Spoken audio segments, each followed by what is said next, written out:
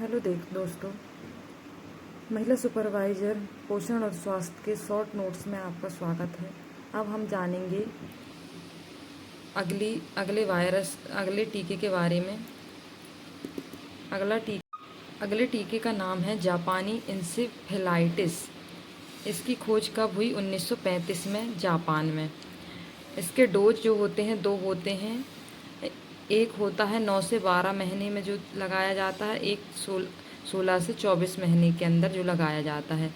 इसको त्वचा के नीचे लगाया जाता है, रूट में, है ना। और ये किस वायरस से होता है? फ्लेवी वायरस से। वाहक कौन है? मादा क्यूलेक्स है। प्रभावित अंग है तंत्रिका तंत्र या मस्तिष्क जिसको बोलते हैं। मस्तिष्क में भी मध्य मस्तिष्क को प्रभावित करता है, थैलेमस को प्रभावित करता है और पोन्स वेरियोली को प्रभावित करता है। तो देखो, हम ये मस्तिष्क को प्रभावित करता है, तो आइए थोड़ा सा हम मस्तिष्क के बारे में जान लेते हैं। ब्रेन में जो होता है, फीमेल में कितना होता है?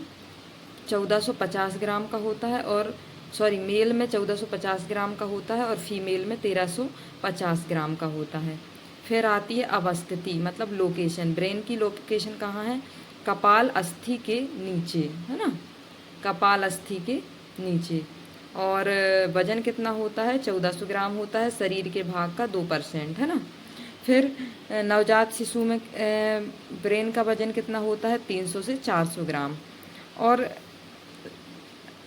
मतलब वृद्धावस्था तक वो जो ये वजन होता है ब्रेन का, वो जो होता है 2.2 ग्राम पर ईयर घटते जाता है फीमेल का, और 2.79 पर ग्राम पर ईयर घटते जाता है किसका? मेल का।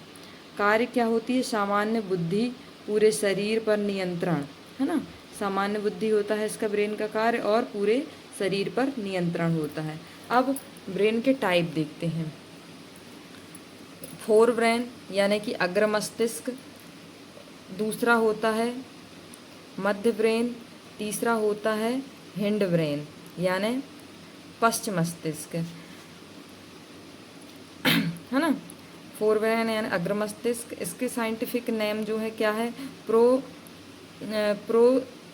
Prawns and सेफ्लॉन, prosencephalon, mesencephalon और रैम्बो एंड सेफ्लॉन, है ना।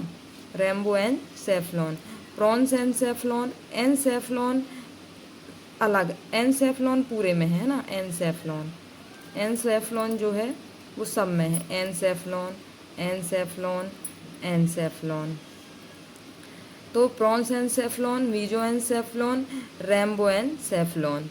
तो अग्र मस्तिष्क में क्या क्या आते हैं? थैलेमस आता है, हाइपोथैलेमस आता है और प्रामस्तिष्क आता है यानी सेरिब्रम, है ना। Cerebrum, thalamus, hypothalamus, cerebrum. और मध्य मस्तिष्क में कोई पोरा, टैगमेंटम और पेडुकुलस, है ना, पेडुकुलस। और पश्च मस्तिष्क में क्या क्या आते हैं? मेडुला आता है और अनुमस्तिष्क यानी सेरेपुलम और पोन्स वेरिओली। तो हमारे जो जापानी इंसेफेलाइटिस है वो किस किस को प्रभावित करता है? मध्य मस्तिष्क को प्रभावित करता है, थैलेमस को प्रभावित करता है और पोन्स वेरिओली को प्रभावित करता है। ठीक है, तो आइए जानते हैं हम इसमें इसकी लोकेशन को।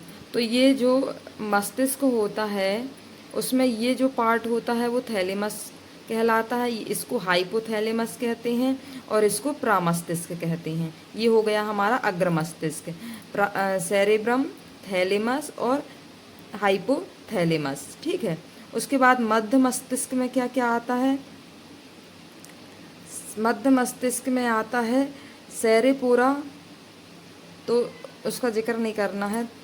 तो देखो, अग्र मस्तिष्क हो गया, मध्य मस्तिष्क, और जो होता है क्या पश्चिम मस्तिष्क में ये होता है मेडुला, ये होती है पोन्स वेरियोली और ये होता है मेडुला। ये मिड ब्रेन होता है, ये होता है मिड ब्रेन, है ना, मध्य मस्तिष्क।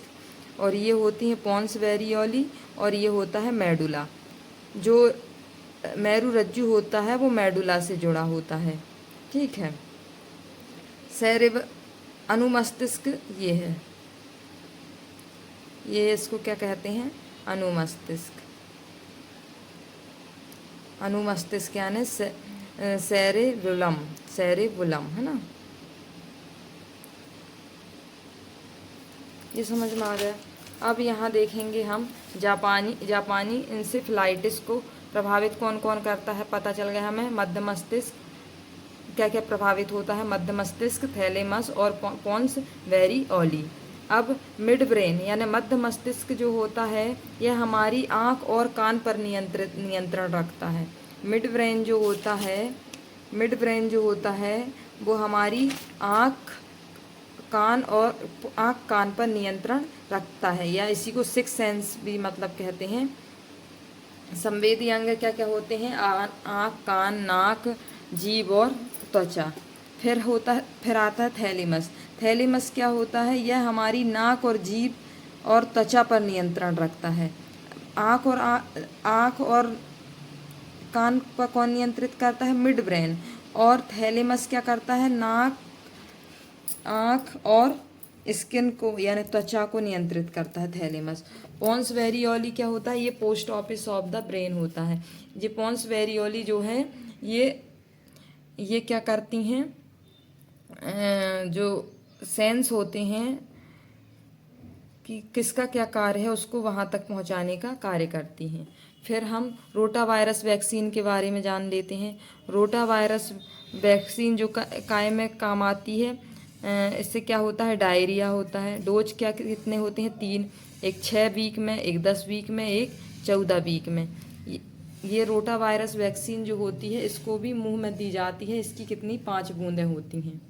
ठीक है, 5 बूंदें दी जाती हैं। विषाणु है रोटा, प्रभावित अंग है छोटी आंत है ना, और लक्षण है डायरिया, डिहाइड्रेशन और वॉमिटिंग यानी कि दस्त, निर्जलीकरण और उल्टी। फिर आती है HIV वैक्सीन है ना। HIV वैक्सीन क्या होती है, ये पेंटावैलेंट होती है, मतलब कि ये HIV, DPT और हेपेटाइटिस B ये सब एक साथ लगती हैं। इनके डोजेस 3 होते हैं, एक 6 वीक में, एक 10 वीक में, एक 14 वीक में है ना। और क्या बोलते हैं इसको कितना 0.5 ml में दिया जाता है। ये किस किस से बचाव करता है, निमोनिया और मेनिंजाइटिस से है ना। और फिर है टेटनस टॉक्साइड। टेटनस टॉक्साइड क्या होती है, ये गर्भवती माता को लगाई जाती है। TT1 क्या गर्भावस्था के 1 माह के भीतर और TT2 गर्भावस्था के 1 माह के बाद दी जाती है। 3 साल के बाद दोबारा गर्भवती हो जाए तो एक बूस्टर डोज लगता है। यदि 3 साल के अंदर दोबारा गर्भवती हो जाएंगे तो उसमें बूस्टर डोज लगाया जाता है, TT1 और TT2 नहीं लगाया जाता है ना। फिर आता है कोरोना वायरस। कोरोना वायरस में 2 वैक्सीन आई थी, एक कोवैक्सीन और एक कोविडशील्ड। कोवैक्सीन में मृत वायरस पाया जाता है और कोविडशील्ड में जो वीक वायरस, कमज़ोर वायरस होता है ना। और कोवैक्सीन का डोज है 0.5 ml और कोविडशील्ड का डोज है ये भी 0.5 ml है। इसको भी मांसपेशियों में लगाया जाता है, इसको भी मांसपेशियों में लगाया जाता है ना। फिर कोवैक्सीन की मतलब कि किसने लॉन्च किया था, भारत बायोटेक ने। भारत बायोटेक की स्थापना 1996 में, हेडक्वार्टर हैदराबाद। CEO है कृष्ण इल्ला जी हैं और अध्यक्ष भी कृष्णा इल्ला जी ही हैं। और कोविडशील्ड को किसने लॉन्च किया था, सीरम इंस्टीट्यूट ऑफ इंडिया ने। स्थापना 1966 में, हेडक्वार्टर पुणे। CEO आधार पूनावाला और अध्यक्ष हैं साइरस पूनावाला है ना, पूनावाला है। फिर फर्स्ट केस कहाँ मिला था, फर्स्ट केस वर्ल्ड में इसका कहाँ मिला था, चीन बुरहान में 17 नवंबर 2019 को है ना, इसलिए इसे कोविड-19 बोला गया था। सी फूड मार्केट में ऐसा पता चला था कि चमगादड़ से फैला हुआ था ये। फिर फर्स्ट केस इंडिया में कहाँ मिला, केरल में 30 जनवरी 2020 को है ना। फिर कोरोना का आकार इस टाइप का दिखाया गया था, इनको क्या स्पाइक प्रोटीन है ना, सार्स आरएनए का बना है। सारस क्या है, सर्वर एक्यूट रिस्पिरेटरी सिंड्रोम है ना। ये कोशिका झिल्ली होती है जिसमें राइसोसोम होता है। राइसोसोम से ये क्या बोलता है कि इस टाइप की कॉपीज बना के हमें दे। ये प्रोटीन फैक्ट्री ऑफ सेल होता है, राइबोसोम है ना। कोरोना कोशिका सेल से राइबोसोम को प्रोटीन बनाता है। प्रोटीन से क्या बनती है, कोरोना बनती है। फिर कोरोना शब्द क्राउन से बना था। संरचना इस टाइप की थी है ना। इनको क्या बोला गया था, स्पाइक प्रोटीन। नाम कोविड-19, फिर डेल्टा आया, ओमिक्रॉन और JN.1। लक्षण थे सर्दी जुकाम। प्रभावित अंग था क्या, प्रभावित अंग फेफड़ा ही था। गैसों का आदान प्रदान करते हैं श्वास की कोशिका।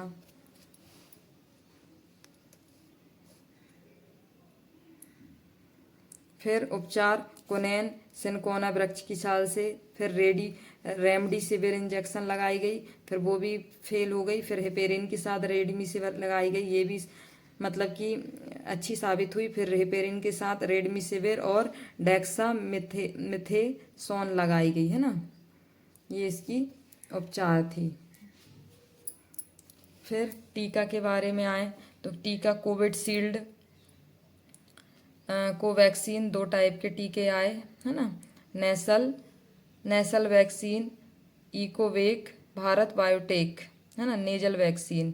फिर बूस्टर डोज, ये 4 टीके आए, नेजल वैक्सीन और बूस्टर डोज। नेजल वैक्सीन क्या, इकोवेक भारत बायोटेक विश्व की पहली नेजल वैक्सीन है। 1978 में टीकाकरण का विस्तारित कार्यक्रम EIP और 1985 में सार्वभौमिक टीकाकरण कार्यक्रम UIP है ना। कुल कितने टीके थे, 12 टीके थे। मिशन इंद्रधनुष कब शुरुआत की गई, 25 दिसंबर 2014 में।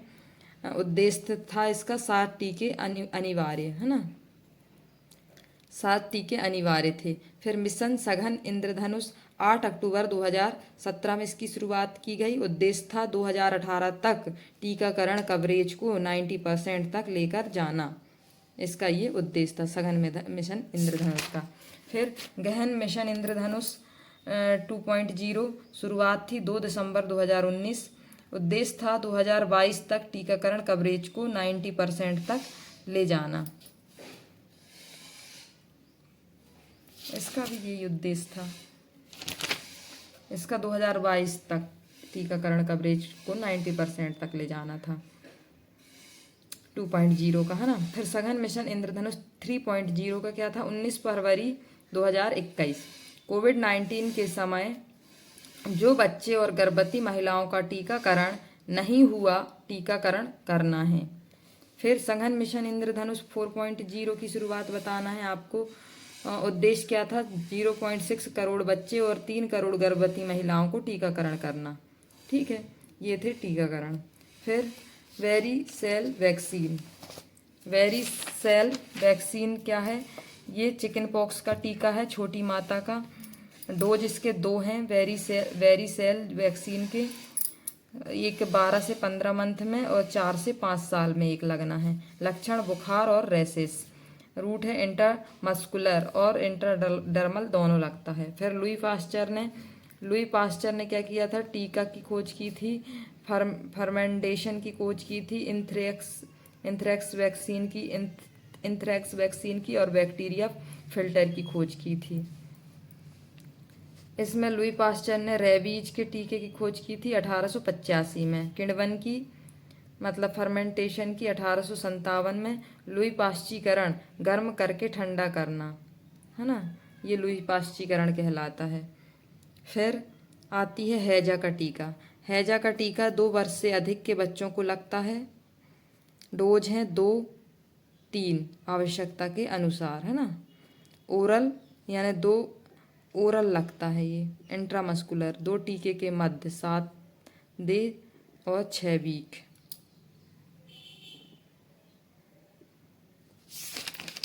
तो ये हमारा टीकाकरण का चैप्टर एंड होता है। यहाँ तक के नोट्स में आपको जो समझ में ना आया हो वो आप मुझे कमेंट बॉक्स में कमेंट करके बताएं।